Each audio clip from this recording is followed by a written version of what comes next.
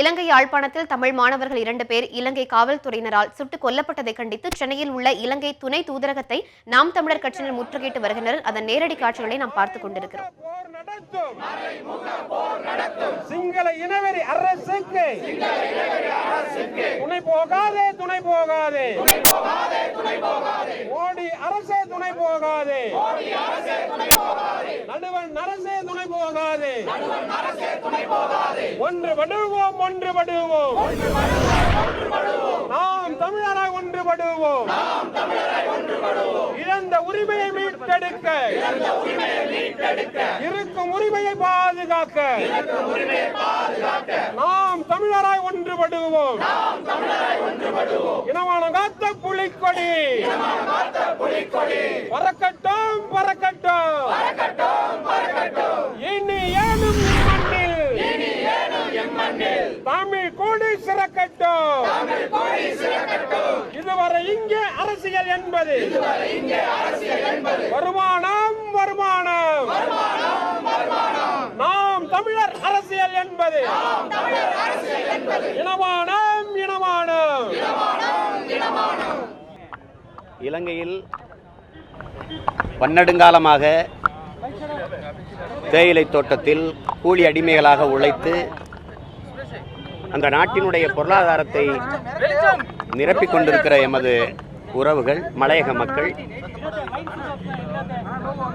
தங்கள் உழைப்பிற்கான நியாயமான ஊதிய உயர்வை கேட்டு கடந்த 2 மாதங்களுக்கு மேலாக போராடி வருகிறார்கள். அவர்களுடைய குரலை கேட்கவோ அவர்களுடைய கோரிக்கையை ஏற்கவோ இலங்கை அரசு தயாராக இல்லை. தமிழர்களுக்கென்று இருக்கிற ஒரு அரசு அதை கவனிக்கவே இல்லை. இந்த நிலையில் போராடி கொண்டிருக்கிற எமது மக்களினுடைய குரலுக்கு ஆதரவாக நாங்கள் இந்த போராட்டத்தை முன்னெடுக்கிறோம். அவர்களுடைய கோரிக்கை அவர்கள் உழைப்புக்கு 1000 ரூபாய் கூலி உயர்வு. அவங்க 700 ரூபா வாங்கி கொண்டிருக்கிறாங்க. அது 1000 ரூபாயாக உயர்த்தி கேட்குறாங்க. அதில் அவங்க 824 ரூபா கொடுக்கறதா மக்களினுடைய விருப்பம் இல்லாமல், ஒப்புதல் இல்லாமல் அங்கே ஒப்பந்தம் கையெழுத்தாக இருக்கிறது. அது அங்கே வாழ்கிற எமது உறவுகளுக்கு, எமது மக்களுக்கு அதில் உடன்பாடு இல்லை. அதில் பிடித்தம் போக 730 ரூபா தான் கிடைக்கும் என்று சொல்கிறாங்க. இப்போ அவங்க கேட்குற நியாயமான கூலி உயர்வு அந்த 1000 ரூபாயை எமது மக்களுக்கு கொடுக்க வேண்டும் என்ற கோரிக்கையை வலியுறுத்தி இந்த ஆர்ப்பாட்டத்தை நாங்கள் முன்னெடுக்கிறோம். அதை வலியுறுத்தி தான் நாங்கள் இன்றைக்கு இலங்கை தூதரகத்தின் முன்பு இந்த ஆர்ப்பாட்டத்தை முன்னெடுத்து போராட்டத்தை நடத்தி இந்த கோரிக்கையை வலியுறுத்தி இலங்கை துணை தூதருக்கு கோரிக்கை மனு கொடுக்க இருக்கிறோம். அதே நேரத்தில் யாழ் பல்கலைக்கழக மாணவர்கள், எங்கள் பிள்ளைகள் நடராஜா கஜன், பவன்ராஜ் சுலக்ஷன் அந்த 2 மாணவ பிள்ளைகளை இலங்கை காவல்துறை சுட்டு கொண்டிருக்கு. அது காரணம் சொல்லுது வேகமாக போனாங்கன்னு. வேகமாக போனால் அவங்கள தடுக்கலாம், அவங்கள தண்டம் விதிக்கலாம், அவங்க நீதிமன்றத்துக்கு முன் நிறுத்தலாம், சிறைப்படுத்தலாம். ஒரு குறிப்பிட்ட காலம் அது சாலை விதியை மீறி போயிருக்கீங்கன்னு சிறைப்படுத்தலாம். அதுக்காக சுட்டுக்கொள்வது ஏற்புடையதா என்பதை பார்க்கணும். இது எந்த சர்வதேச சமூகமோ இந்திய பெருநாடோ தமிழருக்கென்று இருக்கிற அரசோ இதை கண்டிக்கலை, ஒரு கவனத்திலே எடுக்கலை.